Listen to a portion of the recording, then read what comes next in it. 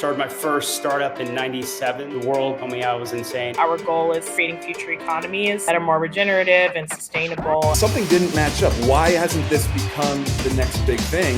And that's where we invested. The whole purpose of achieving anything in life is measurement.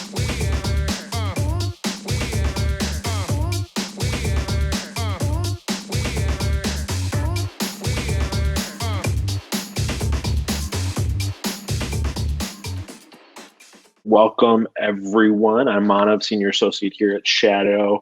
Hope everyone is having a great experience at Summit so far. Day one is completed. Now we're kicking off day two, and these are the first sessions of the day. So I'm excited for this session and to invite Kristin, who I'll let introduce herself, as well as Jorey. I'll let him introduce himself. So really excited to kick off this session.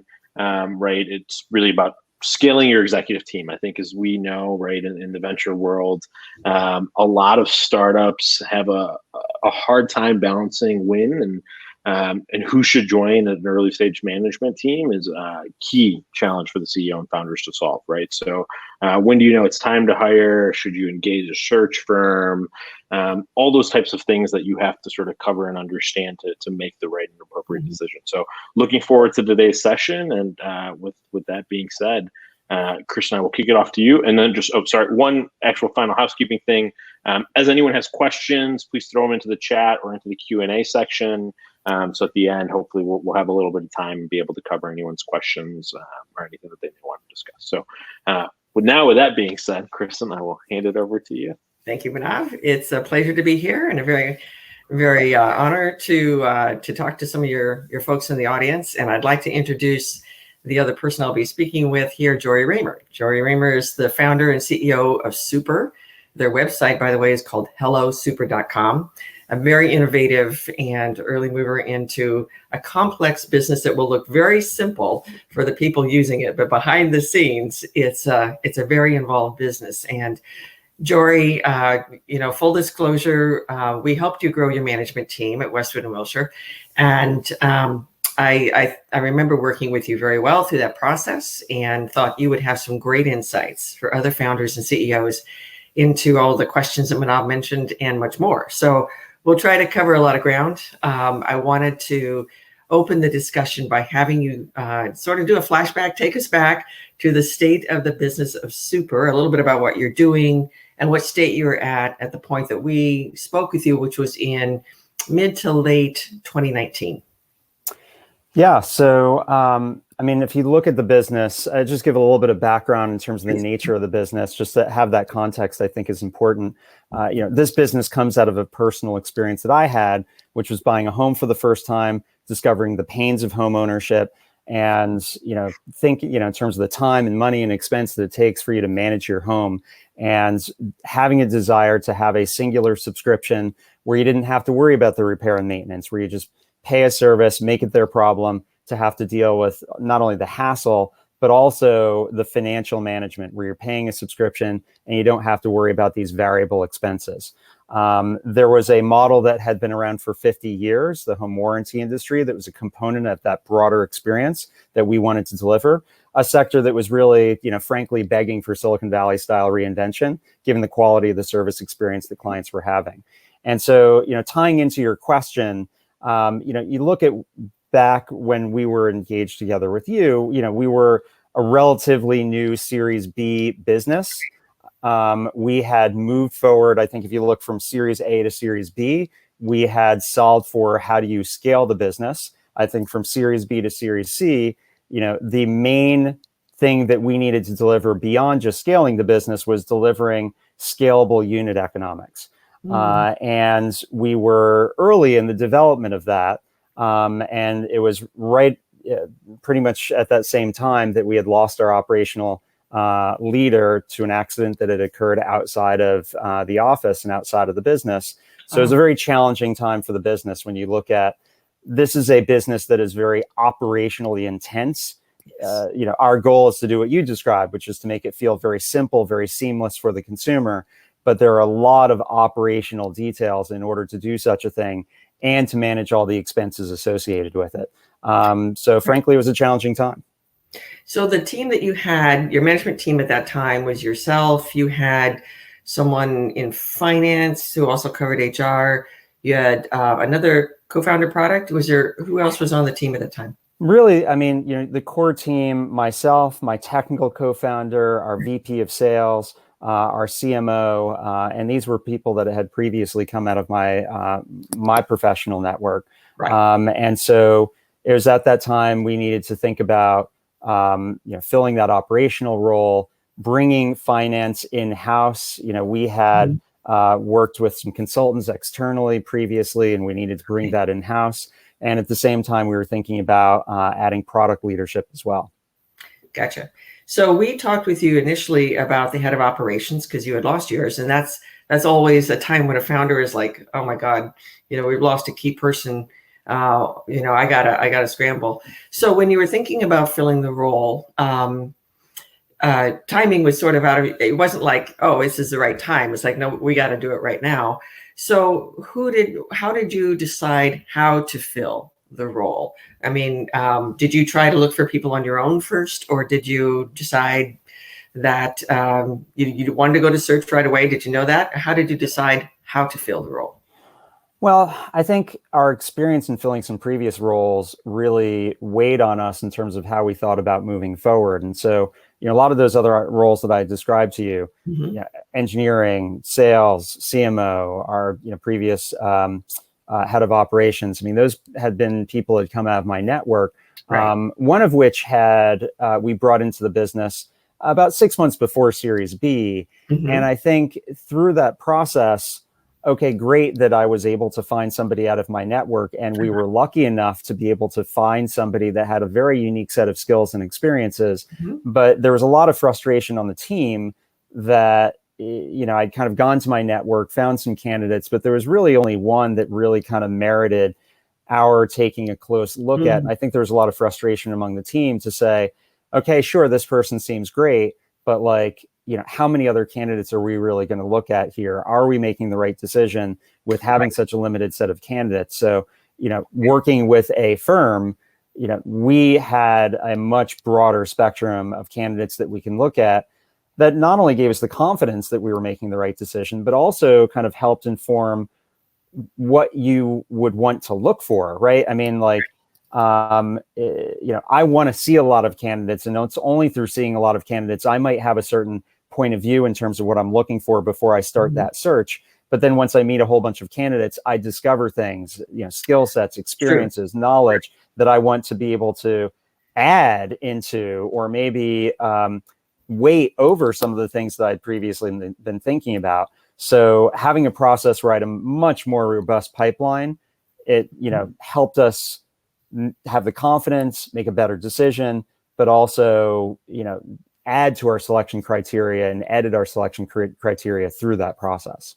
You make a good point I hadn't thought about, but I have noticed that CEO or the hiring manager learns a lot by speaking with a handful of candidates. Just that the conversation you have with them about the role, about their backgrounds and how they see things is often very informational. It really does help you make a better decision, but I think it's also a great learning experience. It's great. It's a lot of great education from people who are top in a function into the CEO. Okay. So when you were, how did you go about choosing the firm? Full disclosure, we were the firm that did the search, but how did you go about choosing? Did you get, did your board give you input, or how did you decide who to talk to about that? Yeah, so this is where I've got a great story to tell about you. So, the first thing that I did is I went out to all, a key set of investors, and I asked them for a set of candidates. So I actually had 6 candidates. I don't know if I ever told you this. I had 6 candidates that I screened, at the top of my funnel before I made a decision of who I was going to work with. And, there's standard criteria you look at in terms of skills and experience and team and pricing and all that kind of, more boring stuff. Right. Important, but, less interesting. I think for me, it came down to a couple things that really put me over the top in terms of who we selected. Number one is I got a lot of back channel through my investors that had specific experiences with all 6 of those candidates. Interesting. And, they shared with me the good experiences. They shared with me the bad experiences. And they had an understanding of what we were looking for, what our needs were, and, kind of helped guide me in a particular direction. At that point, it really was obvious to me that it came down to 2 candidates. And actually, I originally had a preference for somebody that was not you, but I'll tell you what really put you over the top. And so we were having a conversation with you, and it was just, there was an intangible about you that, and I don't mean to make this a commercial about you, I promise it's not about that, but there was an intangible that related to what we observed about, there are just certain people you meet in your life that have a real instinct about people, that can have very limited interaction with a set of people, but instantly have very key insights. And our sense was that about you. And that was actually validated later in the process, where there was somebody we were talking with you about, and you mentioned something to me, and I thought to myself, how the heck does she know that about that person? She has had such limited interaction with that person, where I can't imagine why she would know what she knows. And it really validated the selection process in my mind. So there's all the mechanics of how do you find that person, but having somebody that you can really kind of look to and trust to identify a set of things that, through the instincts and through the experience, those instincts come through deep experience. Yes. And I just really valued the wrinkles are here. I really valued that through the process. Okay. Well, thank you. I remember that I looked it up. We were speaking with you in late July of 2019, and you engaged in the search around August 1st for your head of operations. And the offer, you met, a handful of candidates, and the offer went out and was closed around about 6 weeks later on October 14th. I looked up some emails about that. And that was for Raman. And so that's about the average time of a search for our firm, for Westwood and Wilshire. Our tech practice is very, we have to move at the same speed as our clients. But so that would about 6 weeks, but you went on to, of course, do your finance placement as well. And that was also about 6 weeks, but you started that one, I think somewhere around the end of September, and then by mid-November, we had that one wrapped up. So, so you were moving pretty quickly on a couple of key positions. And I guess my question is, you made those decisions pretty quickly. How did you compare candidates? Some insight as to your process. How did you pick the ones you did? And you did it pretty quickly. I mean, we had a pretty clear set of criteria before we started. We knew the skills and experiences that we were really looking for. One of the things I mentioned before, you see a set of candidates and all of a sudden you say, well, wouldn't it be great if we had this ingredient or that ingredient? And so I think, you look at the operations candidate in particular, I think we were very focused around things that, as the name implies, are very operationally focused. Like, how do we work with a third-party servicer? How do we hold them accountable? How do we drive performance? How do we make sure that we're really getting the efficiency, the unit economics, all of those things? We were very focused around that to start. But at the same time, there are some just fundamental kind of call center operational things that are really critical to, delivering on our service. And so, I think if you look at the person that we ended up hiring, that you had identified and we hired, I mean, this is a person who, had worked inside of Apple Care, which is very analogous because they're working with third-party servicers. They are providing a financial protection product. They are delivering on service. So it fulfilled all those criteria. But at the same time, this was a person who also managed global customer support at Yahoo, managing a team of over 700 people and, supporting, 800 million users. And so, that call center ingredient was, really came to light through that process and became a very important selection criteria. And was a big reason, that put him over the top. But I think, perhaps even more important than any of those things, our core values are a very important thing for us in terms of what we as individuals value, but also how we manage the business. And so, we were screening for, is this a person who has compatibility with our core values? Is this consistent? And is this somebody who will continue making sure that our values continue to live on? I think that's such a great point. I really believe that what I sometimes call it character, but values are the main thing that people really need to pay attention to. I mean, the resumes can be, very impressive and they may present well, but, you really somehow have to get to the values of people. I was going to ask you a question about the whole culture question and how you gauge that. But I think that's tied up in your answer about values, if I hear you correctly. It is. I mean, I give hour-long presentations just on our values alone, but I mean, kind of in summary, I have a very employee-centric view of the world. Other companies have more product or more service-centric businesses or values. I have a very employee-centric because I believe when you bring together the right people, they will figure out product and they will figure out service. And so it's a very employee-centric core values. It's an integrity-first approach because we operate in a sector where there are incumbents that frankly do not take that approach. And I think that's, a key ingredient to our winning in this particular sector, where we're dealing with care and empathy, where we build an ownership-based culture, not a fear-based culture. And, the last value, if you're doing all those other things, we should really be a catalyst for change in this industry, as well as a catalyst for change in terms of people's personal development. And so there are very specific questions that we are asking along the way that really tie into each of those individual core values. And we were coordinated through our leadership team in terms of making sure, person A is going to really focus around this area. Person B is going to focus around that area, to make sure that there wasn't kind of overlapping questions that was really, inefficient and, potentially would lead to you just running out of time. So, I mean, these were core ingredients to the process. That's a really good point. How your management team interviews is really key. And I think dividing up what people are going to individually look for doesn't mean they can't ask other questions, but they have to cover some base so you can put the whole picture together.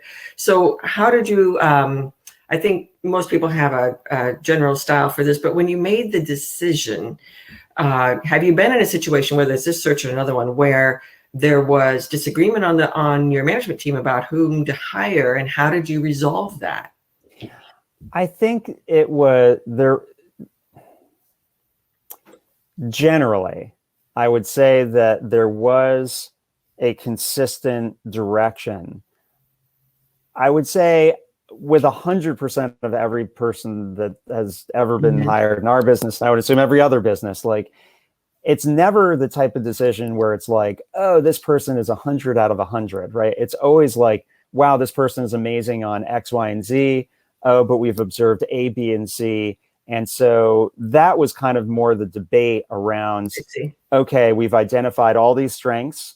Nobody is perfect. And so there's these particular aspects. Right. Do we proceed at this time?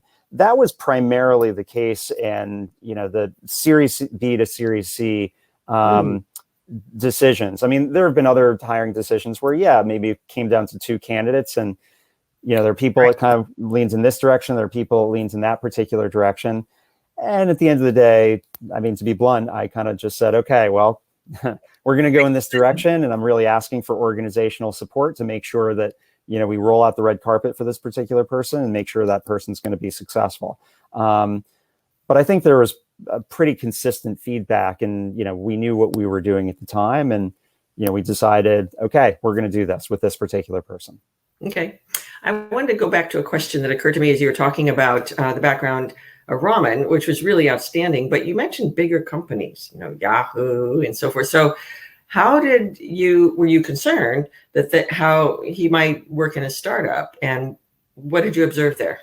Well, I'd say a couple things on this. I mean, number one is we specifically screened for that concern. I mean, we see candidates, whether that's leadership team level, we were just hiring director level and managerial level people. And, when we see big company experience, we honor what comes with that. And I'll talk a little bit more about that. Okay. But we are specifically asking questions to make sure, like, we are a very different environment. We are a high growth business. We are a venture backed business.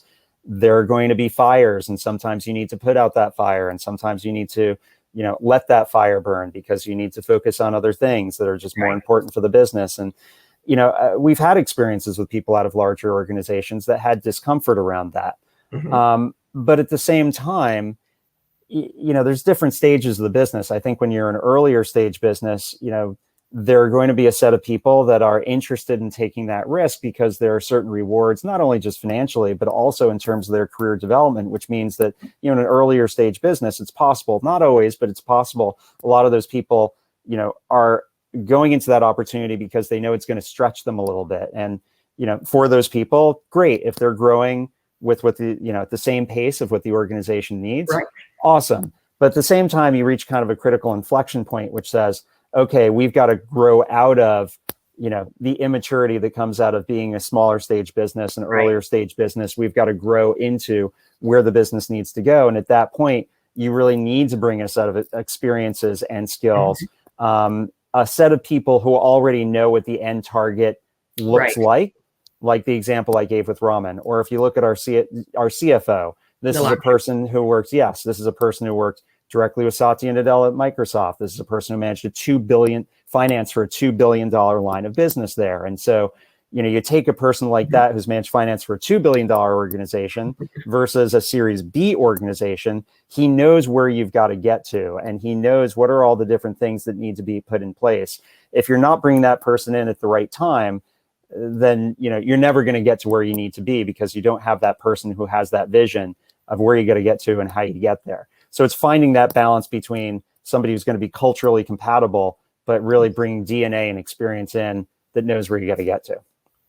I remember one of your board advisors just happened to speak to me later and was so impressed with Nilanshu and the hire you had made. So great job.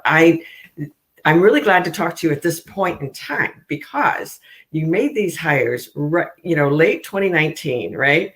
And then bam, 2020 comes, the pandemic. It was, it was a very uncertain time for every company. And I was wondering if you could share some thoughts about how you got through the terrible year. Yeah, I mean, the folks that we brought on board didn't have a lot of time. And so, I mean, it was about a quarter, or so before, pandemic hit. I mean, I think if you look at operations, knowing what we had gone through in terms of kind of losing a leader at a time it was most critical for us to be investing in operations, there was a lot of, it was fragile before that person came in. And so, the number one priority for him was to make it stable, was to make it strong, was to just get rid of, the fragile elements to that organization.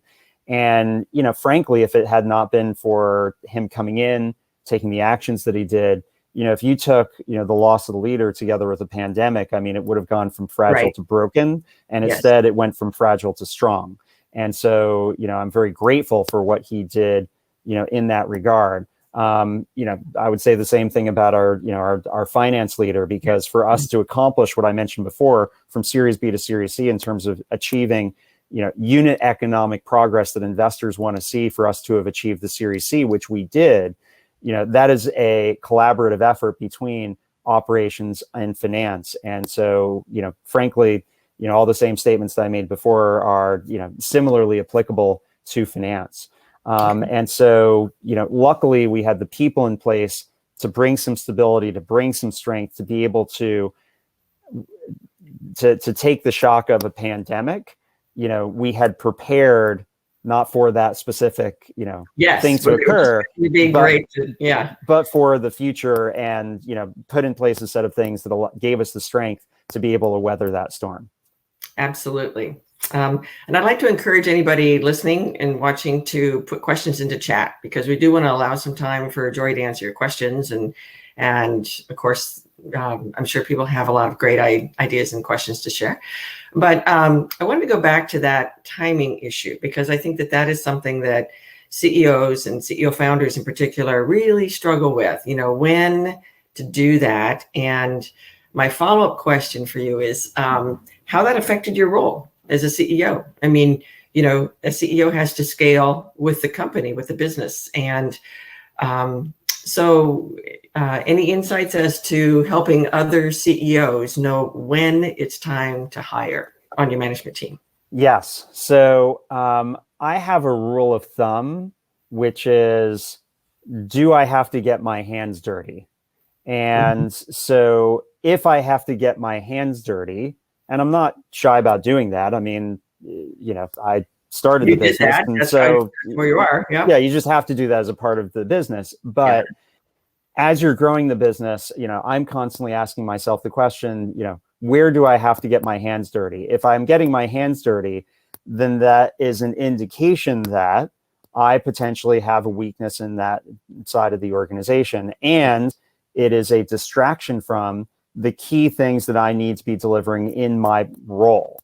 And so, when you lose a leader, okay, that's the most obvious one. Well, that's a whole, yeah. I mean, the choice was already made for me. I mean, in finance, we had, before we brought it in-house, we had external consultant, and, the person was, did a lot of great things for the business, but, we were just, FP&A was just never going to be right, was never going to be, excellent unless we brought somebody in-house who was part of the day-to-day operations of the business. And so that was critical. Or if you look at product, product was inside of the engineering function, and that's fine. I mean, but, I went out and I spoke with a lot of different people in my background in product and in engineering, and different organizations had it structured differently. Some people had product inside of engineering. Some people had engineering inside of product. Some people had them as peers, which was really kind of the experience that I had in my last business. And through those conversations, came to the conclusion that you're never going to have best in class engineering and product at the same time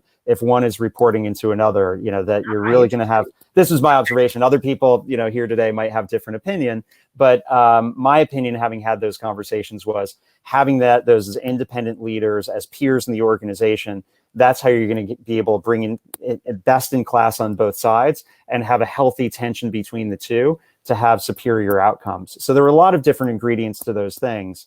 But as I brought these people into the organization, not only, the one rule of thumb I have is, do I have to get my hands dirty? The other thing that I'm always looking for is, are we playing whack-a-mole, right? Like I got, frankly, when we were going through those issues back then, I got a, critical feedback from my board that says, okay, Jorey, I'm glad that, if we go set you on this or that or the other thing, it's going to, turn out great. But the problem is, you focus over here, and then this issue emerges over here, and then you focus over here, and this issue emerges over here. You can't be playing whack-a-mole. And I was playing whack-a-mole. Once I put the right team in place, I wasn't playing whack-a-mole. And then it's a conversation with those leaders in the organization. Okay, are those people playing whack-a-mole? Because if those people are playing whack-a-mole, then we need to start, focusing the conversations around how we build up those organizations underneath them to make sure they're not playing whack-a-mole. And they need to be thinking about, are they getting their hands dirty in terms of the organization that they've built? So it's a combination of those things that I think about as I'm thinking about my own role, my own performance, how what I bring into certain situations, and the leaders in my organization. Okay.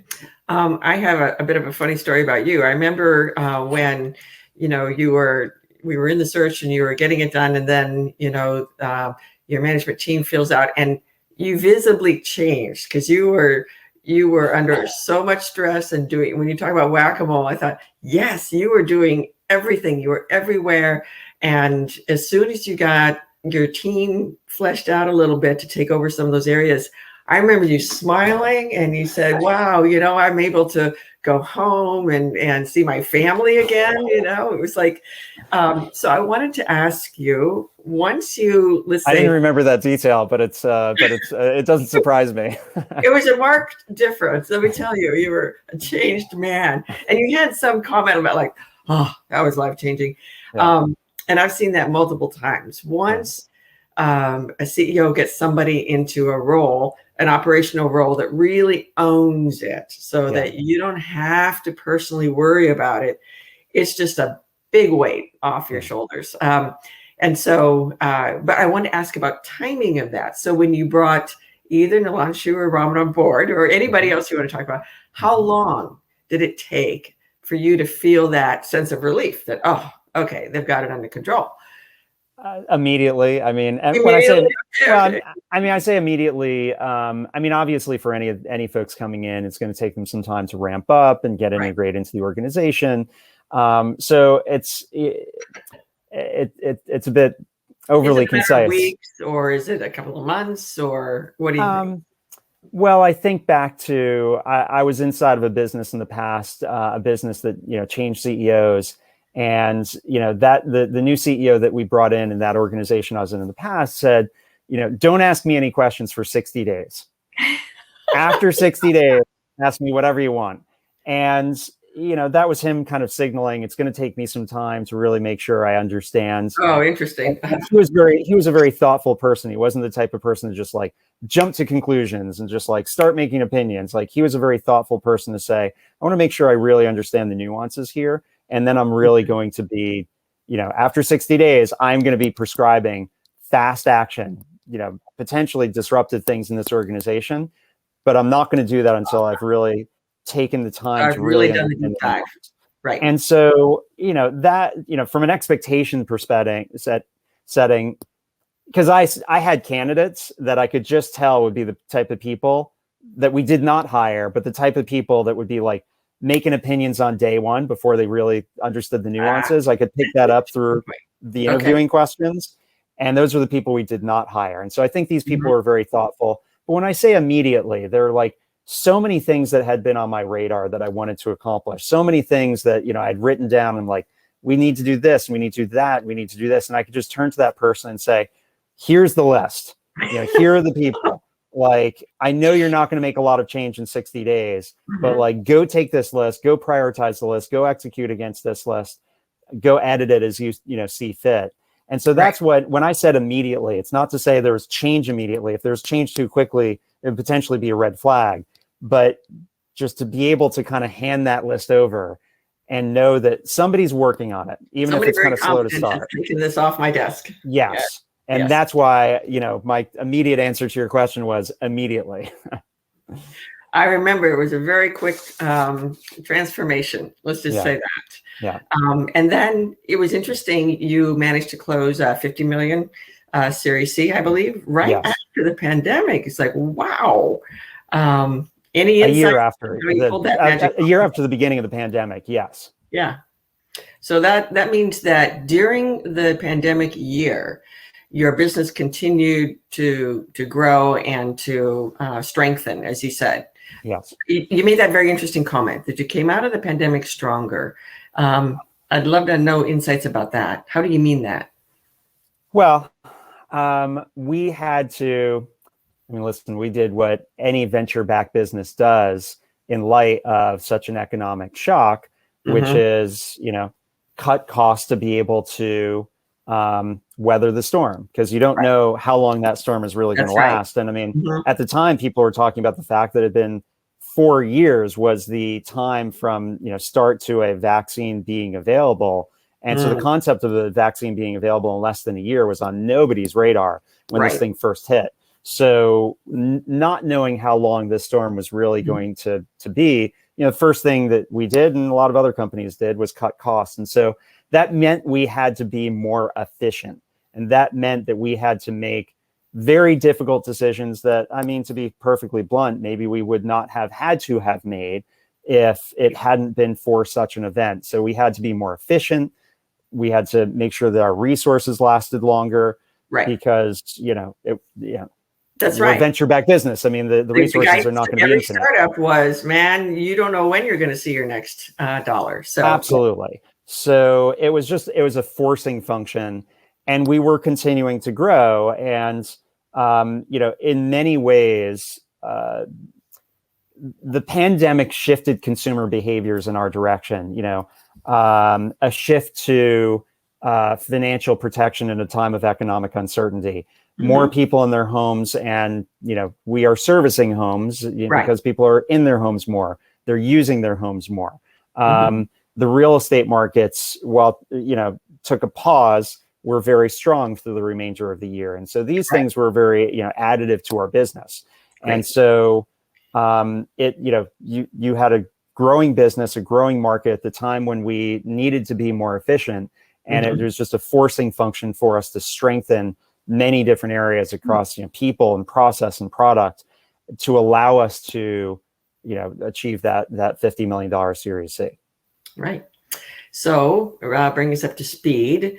What is the kind of current status of Super in the states you're in, and what's next for Super?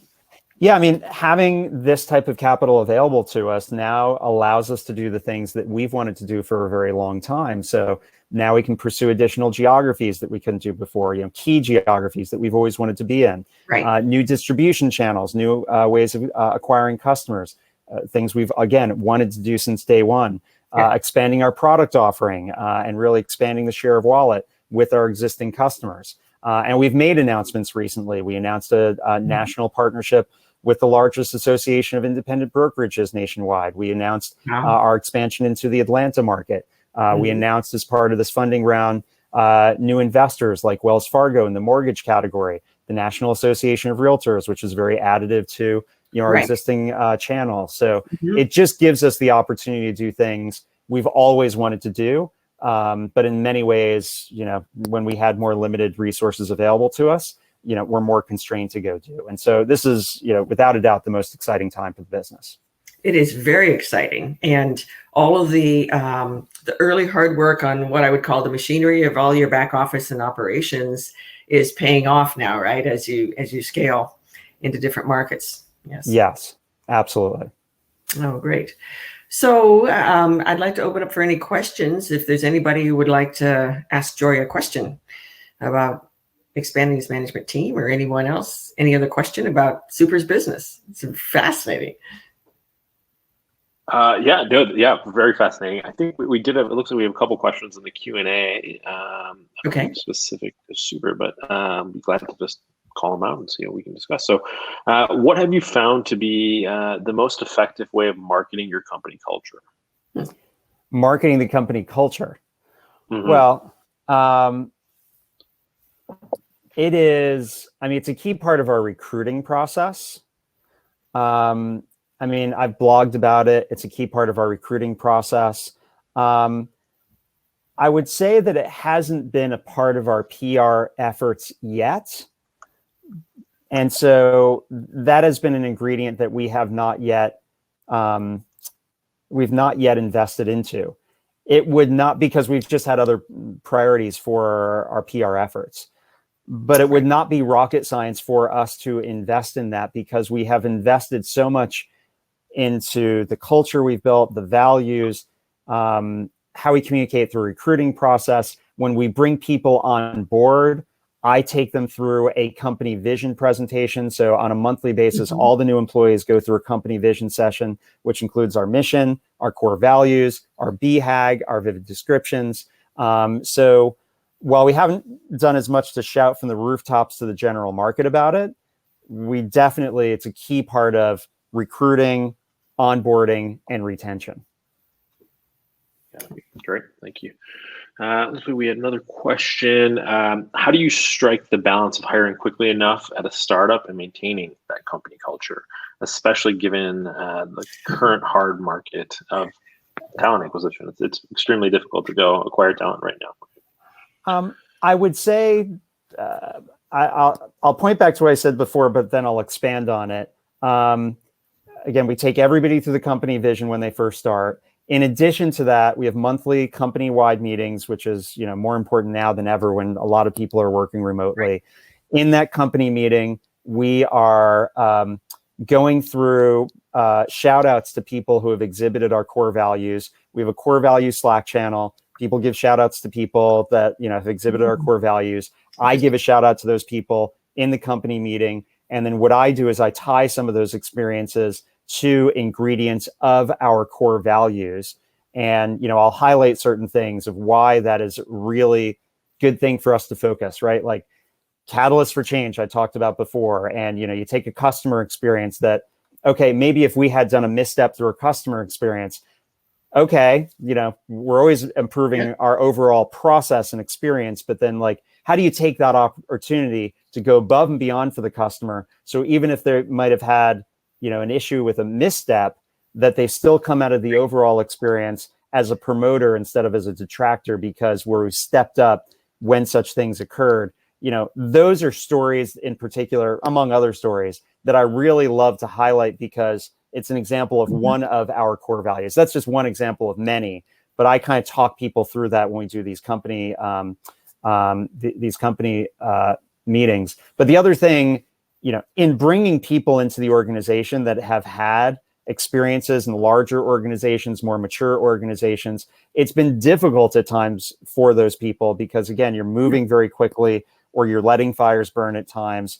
And, I have to spend time sometimes in bringing together people of experience and talent, but might be less familiar with the fast-moving organization, together with people who have the expectation that everybody in the world should know what a fast-moving organization should look like and feel like, and having to bridge that divide, because when I bring those people together, we get better outcomes. And so sometimes that's my spending time getting alignment around, okay, I know you have this concern, I know you have that concern, but if we're working together, look at this vision, look at this, what we can accomplish together, and let's all get aligned and let's all be working in the same direction.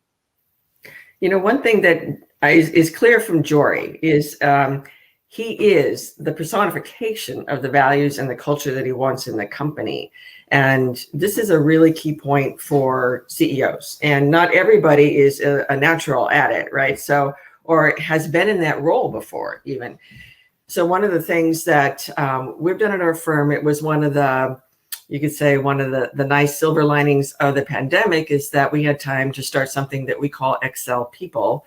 And the founding partner of that is Jim Rotman, who ran diversity and inclusion for American Express and also Genentech and Roche. Before that, he was an operational person. He's not like a career HR person, but he works directly with CEOs on some of these issues, because if you want to have a good company culture, you have to, the leader has to personify it. They have to wear that. It's not like you delegate that to somebody in HR or whatever, take care of our culture problem.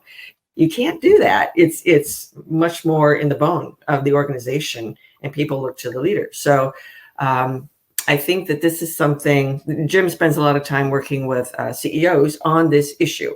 And it's something that's newer and is part of the new normal that hasn't been there before. Employees demanding much more, the example of the company's culture has to be out there, has to be in the world. CEOs are even expected to talk about political topics sometimes. And that's like, you're on the spot. How do you do that? So I think, Jorey's a natural at it, but there are resources for CEOs that would like to get advice on what to do on some of these topics. It's a big role for a CEO that I don't think I saw there 15 years ago, even 10 years ago. So it's a new aspect of your job. I would just add one thing to what you just said, which is when things went wrong, what I would frequently think to myself is, I can't understand how that thing went wrong, because that in no way is aligned with my values of who I am as a human being. Then what we did was we sat down and we codified our values. We spent a lot of time just through a session around writing them down, documenting them, communicating to the organization. And then all of a sudden, like, some of the things that were happening before didn't happen. So, there's what you just said, which I agree with. There's the flip side of it, which is, you might have a CEO who already has great core values, but if you don't go through the exercise of documenting them and communicating them, then it doesn't matter. You could have a great CEO who's got awesome values, but if you're not going through those steps, absolutely, it's just then things go wrong, and you're like, why did that thing go wrong? I don't understand. And you're like, well, because he didn't go through those steps. Okay. A couple more questions came in. Looks a couple more questions came in. So at Jorey, what are your thoughts on a flat org structure, and how do you know when the company has outgrown that? I think, Kristin, this applies for you as well, right? So I'm sure that you've seen multiple organizations that have flat structures. Well, a flat organization is great, but I mean, if there's just a certain number of direct reports that any person can handle, I mean, I generally have 7 plus or minus as an arbitrary number. Other people might have other numbers in the room here. But once you're getting beyond 7, whack-a-mole, like what ends up happening is, okay, like you've got 10 or 12 or God forbid, 15 direct reports. What ends up happening? You're spending all the time managing those direct reports that like you're not doing enough planning, you're not doing enough strategy, you're not doing enough team building, values, performance management, holding people accountable, because it's just like there's so much time just managing those individual people.